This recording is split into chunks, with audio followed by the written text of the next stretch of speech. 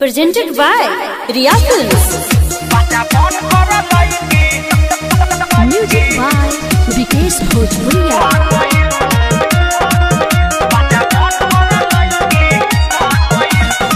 साला मंगरुआ के बात ना बुझाइल मिलल दहेजे रहे बढ़िया गुटाइल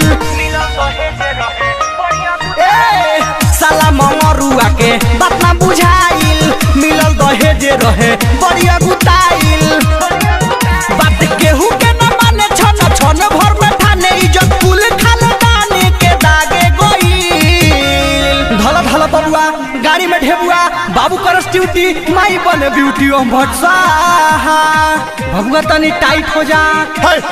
तू पंडित के नाम पर साफ कलम पड़ा यार। मन करो होने लड़की भाग रहे बाजे मन करो। का भेलो बाजा बन कर लड़की भाग गइल बाजा बन कर लड़की भाग गइल बाजा बन कर लड़की भाग गइल बाजा बन कर लड़की भाग गइल। हम जानत रहनी हो रोज पुले में भेटात रहलसियो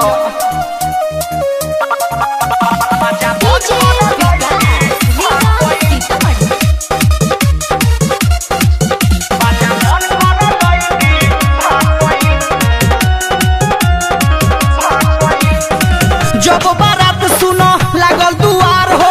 पता लागता ही जड़िए के खिलाड़ हो तो तोर बाबू तो जानता रहनी बात रे दहेज पर बियाह कइलो जब बारात सुनो लागल दुआर हो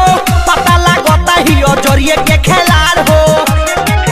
लइका बुढ़ावा से आन देवे दूल्हे बधाया लगाई पगड़ी में बाबूजी के आगे गइल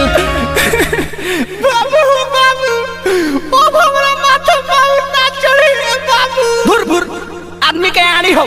तबे से का रहता रहो सब दिन पारा चलल बा त पारी अब चरई हो आ सरे में हाथे से हिलई हो चलो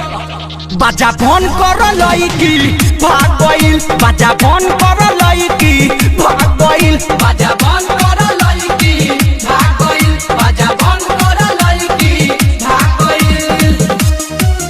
बाजा बन कर लईकी Music by Vikesh Bhojpuria.